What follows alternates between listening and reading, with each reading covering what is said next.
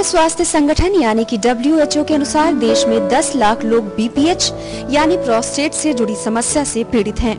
BPH को benign prostatic hyperplasia भी कहा जाता है। ये बीमारी 50 साल से ज्यादा उम्र वाले लोगों को होती है।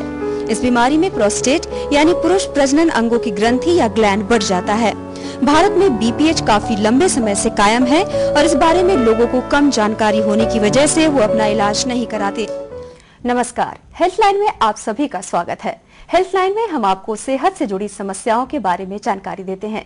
अगर आपकी भी सेहत से जुड़ी कोई समस्या है जिसके बारे में आप हमसे जानकारी चाहते हैं तो आप हमें फोन करके अपनी समस्या बता सकते हैं। हमारी फोन लाइन सोमवार दोपहर 12 बजे से 2 बजे तक खुली रहेंगी। हमारा फोन नंबर है 0172504334। हमारा नंबर आप अपनी टीवी स्क्रीन पर भी देख सकते हैं। आज हम बात करेंगे BPH यानी कि बिनाइन प्रोस्टेटिक हाइपरप्लासिया के बारे में, और इस बारे में जानकारी देने के लिए हमारे साथ स्टूडियो में मौजूद हैं चंडीगढ़ के किडनी सेंटर से यूरोलॉजिस्ट डॉक्टर राजेश गुलिया, जो 15 सालों से प्रोस्टेट से संबंधित बीमारियों का इलाज करते आ रहे हैं।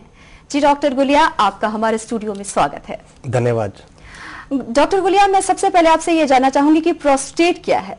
प्रोस्टेट एक ग्लैंड है जो हमारे पेशाब की थैली के मुंह पे स्थित है और पेशाब की नाली उसके बीच से होके जाती है। जी। नॉर्मल आदमी में इसका जो वेट है या वॉल्यूम कह लीजिए 20 ml या 20 ग्राम में होता है और 50 साल की उम्र के बाद ये बढ़ना शुरू होता है। जी, जैसे कि आपने कहा प्रोस्टेट से संबंधित बीमारी है BPH, तो BPH क्या है? BPH सबसे कॉमन बीमारी है प्रोस्टेट संबंधी। इसकी दूसरी अन्य बीमारी जैसे प्रोस्टेटाइटिस एंड प्रोस्टेट कैंसर, पर हम बात करेंगे BPH का। BPH कहते हैं जब गदूद बढ़ना शुरू होता है। गदूद इज ऑल्सो प्रोस्टेट, हिंदी में प्रोस्टेट गदूद भी कहते हैं। जब वो बढ़ना शुरू हो जाता है तो उसके बाद जो प्रॉब्लम आती हैं उस कंडीशन को बिनाइन प्रोस्टेटिक हाइपरप्लेजिया कहते हैं। बिनाइन इसलिए बिकॉज इसमें कैंसर नहीं है, प्रोस्टेटिक और हाइपरप्लेजिया मतलब बढ़ना, तो इसको BPH कहते हैं। जी, जैसा कि आपने कहा है कि BPH की ये प्रॉब्लम है जो गदूद बढ़ जाता है इसे, तो उसके सिम्टम्स क्या क्या होते हैं? इसके सिम्टम्स बिकॉज ये ऐसी जगह पे स्थित है, पेशाब की नाली इसके बीच से होके जाती है, तो जब ये बढ़ता है तो ये पेशाब संबंधित समस्या आती हैं। 2 मेन टाइप की संबंधित समस्या है, एक है रुकावट वाली, एक इरिटेटिव। जी। रुकावट में मरीज को ऐसा लगेगा जैसे उसका पेशाब रुक रुक के आ रहा है, स्टार्ट करने में टाइम लगता है और लंबा टाइम लगता है। जी। इरिटेटिव सिम्टम्स में उसको अर्जेंसी रहती है, बार बार पेशाब आने की फ्रीक्वेंसी रहती है और रात को भी उसको बार बार उठना पड़ता है। तो ये 2 ब्रॉड कैटेगरीज हैं सिम्टम्स के। जी। इन सिम्टम्स को और ऑब्जेक्टिव करने के लिए एक international prostate symptom score available है। जी। जिसमें 7-8 क्वेश्चंस हैं और हर एक सिम्टम के पॉइंट्स दिए हुए हैं। जी। कि कौन सा मरीज किस सिम्टम से कितना क्षतिग्रस्त है। जी। उसका वेटेज 1 से 5 तक दिया गया है। जी। और इसी बेसिस पे हम फिर डिसाइड करते हैं कि मरीज को किस तरफ इलाज स्टार्ट किया जाए। जी। क्या जब आपने कहा है कि पेशाब से संबंधित उनको प्रॉब्लम आती है, क्या इस दौरान उनको ब्लीडिंग की भी समस्या आती है या फिर क्या बुखार भी होता है उन्हें? यस, ब्लीडिंग भी एक समस्या है। ये ब्लीडिंग और बुखार थोड़े एक्सट्रीम समस्या सिम्टम्स हो जाते हैं जब वो अपनी इस बीमारी को इग्नोर करें। अगर वो इग्नोर करते रहेंगे, अगर पेशाब ज्यादा रुका रहेगा तो उसमें इन्फेक्शन होने का डर है। जी। इन्फेक्शन होएगा और ज्यादा इग्नोर करेंगे तो गुर्दे पे असर होने का डर है। इनफैक्ट हमने ऐसा भी देखा गया है कि कई मरीज आते हैं जिनका पेशाब पूरी तरह भरा हुआ पेट, जी। पूरी जो धुनी है धुनी तक पेशाब रुका हुआ है। जी। और उस केस में पूरे दोनों गुर्दों में सोजन आ जाती है और किडनी फेलियर ऑलमोस्ट हो जाता है और कई बार ब्लीडिंग भी होती है। जी। तो these are patients who have ignored, जिन्होंने अपना सिम्टम्स इग्नोर किया है। जी। BPH की जो जिन लोगों को बीमारी होती है तो क्या बहुत सारे लोग इससे ग्रसित होते हैं, तो उनमें भी क्या अलग अलग तरह के लक्षण होते हैं? जैसे मैंने बताया 2 मेन टाइप के अलग अलग लक्षण, इरिटेटिव और ऑब्स्ट्रक्टिव, मैंने बता चुका हूं। और कई लोग तो ऐसे होते हैं जैसे वो सोचते हैं कि भाई ये नॉर्मल एजिंग प्रोसेस है, तो उस स्टेज में हमारे पास आते हैं, जैसे कहते हैं कि ब्लीडिंग हो रही है। जी। उस स्टेज में आते हैं कि भूख नहीं लग रही। जी। इन्वेस्टिगेट करके देखा तो मालूम चला किडनी फेलियर हो गई, पेशाब रुका हुआ है। तो सिम्टम्स ऑफ प्रेजेंटिंग सिम्टम्स काफी वैरिड है, अलग अलग है। जी, जैसा कि आपने कहा है कि काफी उम्र वालों को ये बीमारी होती है, तो क्या उम्र से ये बीमारी शुरू होती है?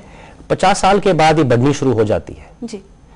और 80 साल के बाद जनरली 80% लोग कुछ न कुछ सिम्टम्स से पीड़ित होते हैं। क्या कभी ऐसा देखने को मिला है कि कम उम्र में ही इस तरह के लक्षण किसी में दिखे और उसके क्या वजह?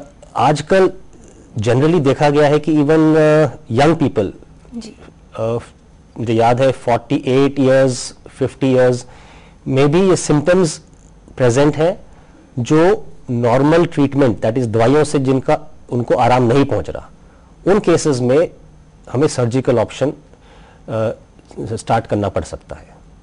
डॉक्टर किस स्टेज में जाकर डॉक्टर से सलाह लेना चाहिए? क्या उन्हें शुरुआती दौर में उन्हें जाकर डॉक्टर से सलाह लेनी चाहिए, या फिर जब उनको लगे कि ये उनको प्रॉब्लम आ रही है, जैसे यूरिन पास करने में, जैसा कि आपने बताया कि यूरिन पास करते वक्त प्रॉब्लम होती है, तो कब उन्हें डॉक्टर से सलाह लेना चाहिए? देखिए, एक आदमी का शरीर है, वो इंडिकेशन देते हैं, तो कोई भी उनको इंडिकेशन मिले, पेट में दर्द, पेशाब संबंधित, तो उनको उसी टाइम डॉक्टर से सलाह लेनी चाहिए। बिकॉज अर्ली स्टेज में पकड़ेंगे तो इलाज आसान है, लेट में कॉम्प्लिकेशन ज्यादा है। जी, अगर इसका सही वक्त पे इलाज ना कराया जाए तो गुर्दे के अलावा और कौन कौन से बॉडी ऑर्गन्स हैं उनको समस्या पहुंच सकती है, उनको हानि पहुंच सकता है? मेन तो गुर्दा ही है, क्योंकि ये कनेक्टेड होता है किडनी से। जी। ऐसा कोई ऑर्गन नहीं है जिन पे इनका असर पड़े। जी। जिस मरीज को बीपीएच की समस्या होती है तो उनका जो सेक्सुअल लाइफ है उस पर कितना असर पड़ता है? प्रोस्टेट एनलार्जमेंट से उनके पेशाब पे तकलीफ आएगी। जी।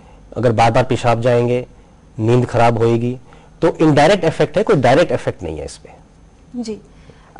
क्या इस दौरान आप पहले दवाई देते हैं या फिर उनको सर्जरी, या किस तरह से इलाज करते हैं जिनको ये समस्या होती है? डिपेंड करता है किस स्टेज पे हमारे पास आते हैं। अगर एडवांस स्टेज में आए then generally they are candidates for surgery.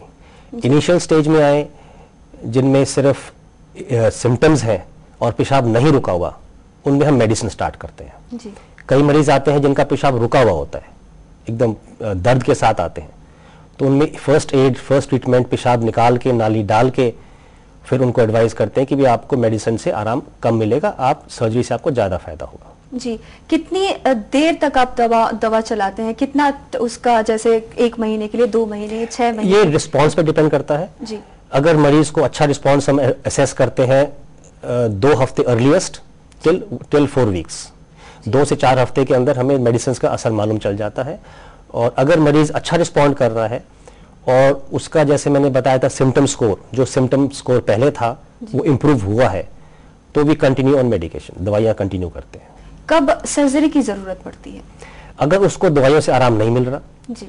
या दवाई खाते खाते उनको बार बार इन्फेक्शन हो रहा है, ब्लीडिंग हो रही है, पेशाब बंद हो गया है, फिर उसको सर्जरी की जरूरत पड़ती है। सर्जरी के दौरान किस तरह के प्रिकॉशन लेते हैं आप? सर्जरी के दौरान आजकल तो एंडोस्कोपिक सर्जरीज आ गई हैं, पहले ओपन सर्जरी से करते थे। तो एंडोस्कोपिक सर्जरी में कोई स्पेशल प्रिकॉशन नहीं है, यही है कि भाई उनको पेशाब का इन्फेक्शन नहीं होना चाहिए। जी। अगर जो मरीज आपके पास आते हैं इलाज के लिए, जैसे उनको कुछ लक्षण, शुरुआती लक्षण में हुआ आपके पास आते हैं, तो उनको दवाओं के अलावा और आप क्या क्या सलाह देते हैं? दवाओं के अलावा उनको बताते हैं कि आप अपना ड्रिंकिंग हैबिट्स, पानी पीने की हैबिट्स थोड़ा सा मॉडिफाई करें। जिनको रात को बादर उठने की प्रॉब्लम्स है, तो हम कहते हैं कि भी 8 बजे से पहले जो आपने पानी, दूध, चाय पीना है पी लें, और सोने से पहले जरूर पेशाब करके सोएं।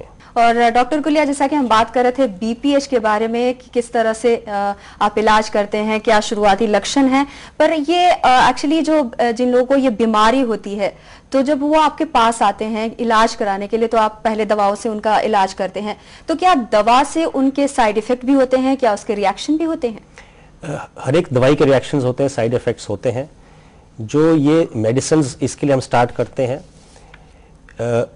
इसको अल्फा ब्लॉकर्स कहते हैं, तो ये थोड़ा सा बीपी फॉल करता है। जी। तो हम इसीलिए हम सलाह देते हैं कि ये रात को लेके सोया जाए।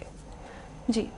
और जो मरीज ऑलरेडी हाइपरटेंशन के मरीज होते हैं, जो अपनी बीपी की दवाई बाकी ले रहे हैं, तो उनको हम ये कहते हैं कि भाई जब ये ट्रीटमेंट स्टार्ट होती है दवाइयाँ बीपीएच के लिए, तो अपना बीपी रेगुलरली चेक कराएं। हो सकता है उनकी बाकी बीपी की दवाइयाँ की जरूरत थोड़ी सी कम हो जाए। जी। दूसरी जो दवाई देते हैं इरिटेटिव सिम्टम्स के लिए, उससे एक साइड इफेक्ट देखा गया है कि मरीज का गला सूखता है और बार बार प्यास लगती है जी। फिर हमें उस हिसाब से उनकी डोज ऊपर या नीचे चेंज करनी पड़ती है जी। तो ये साइड इफेक्ट्स दवाइयों के होते हैं जी।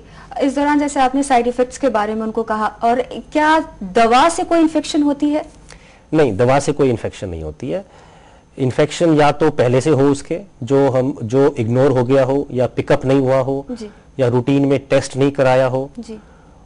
और फिर दवाई खाने के बाद फिर मरीज आता है कि मुझे बुखार हो गया, जी। वो सोचता है कि दवाई से बुखार हो गया। जी। तो ये चीजें हमें पहले से पूरा वर्कअप करें, पेशाब का टेस्ट कराएं, इन्फेक्शन रूल आउट करें, तो फिर ये प्रॉब्लम नहीं आती। जी। प्रोस्टेट से संबंधित और किस किस तरह की बीमारी होती है? एक जैसे मैंने एक बताया था शुरू में, प्रोस्टेटाइटिस। जी। प्रोस्टेटाइटिस इज इन्फ्लेमेशन जी। और इन्फेक्शन ऑफ द प्रोस्टेट। जी। जनरली ये यंगर पीपल में पाया जाता है। जी। इसको लाइफस्टाइल डिसऑर्डर भी कहते हैं। जी। Executives, software people, any desk job, जो लंबे टाइम तक डेस्क पे बैठे रहते हैं, जी। उनमें पाया गया है। स्ट्रेस रिलेटेड, और इसका एक टर्मिनोलॉजी और दी गई है, स्ट्रेस प्रोस्टेटाइटिस। जी। और इसके साथ साथ अगर पेट खराब हो, कॉन्स्टिपेशन हो मरीज को, जी। जिसके इरिटेबल बाउल सिंड्रोम, जी। उनमें भी ये प्रोस्टेटाइटिस के सिम्टम्स होते हैं। और प्रोस्टेटाइटिस इज अ न्यूसेंस। जी। सिम्टम्स इतने तकलीफ करते हैं, मरीज इग्नोर करते हैं शुरू में इसको, और बाद में जितना ज्यादा इग्नोर करेंगे, जितनी ज्यादा लेट हमारे पास आएंगे, उतना ज्यादा लंबा इनका इलाज चलेगा। जी। अर्ली स्टेज में आए, अर्ली रिलीफ, जी। और इसका treatment can last up till 2 years। जी। समटाइम्स हमें एंटीबायोटिक्स हम देते हैं, स्टार्ट करते हैं महीने के लिए, हमें रिस्पॉन्स देखा गया डॉक्टर साहब 1 महीने तक antibiotics, but it is required, जी। And antibiotics can even continue further. So prostatitis is a segment, ये ऐसा बीमारी है जो यंगर एज ग्रुप में एंड स्ट्रेस रिलेटेड मेट्रोज में ज्यादा पाया गया है। जी। ये बड़ा अच्छा सवाल है आपका। जी। इनफैक्ट जैसे बताया, बीपीएच ओल्डर लोगों में, और स्ट्रेस रिलेटेड चेंजिंग लाइफस्टाइल्स। जी। जैसे क्या बीपीओस वगैरह में जो काम करने वाले हैं, तो उनमें क्या ज्यादा चांसेस है इस बीमारी के बिल्कुल, होने के? बिकॉज उनका दिनचर्या, दिन में सोते हैं, रात को जागते हैं, तो बॉडी की जो क्लॉक है वो चेंज हो जाती है, स्ट्रेस रहता है उनको, तो डेफिनेटली उनमें भी prostatitis, and this is only mails, because ये ग्लैंड सिर्फ मेल्स में होता है। जी। जैसा कि आपने कहा है कि कॉन्स्टिपेशन वगैरह से भी अपने आप को बचाकर रखना चाहिए, तो क्या ऐसे चांसेस हैं कि जिनको पेट से संबंधित प्रॉब्लम्स हैं और लंबे समय से जिनको हमेशा से कॉन्स्टिपेशन की प्रॉब्लम रही हो, तो क्या उनको इस तरह की बीमारी होने के चांसेस हैं? This is a very good question. In fact जैसे कहते हैं दादी जी के कहते थे कि पेट साफ रहे तो सारी बीमारियां साफ रहे। जी। सारी बीमारियों का जड़ पेट है, और चूंकि ये इसका रिलेशन काफी क्लोज है, तो अगर आपका पेट अपसेट है, most common irritable bowel syndrome, IBS, जी। तो इन लोगों में ज्यादातर ये पाया गया है कि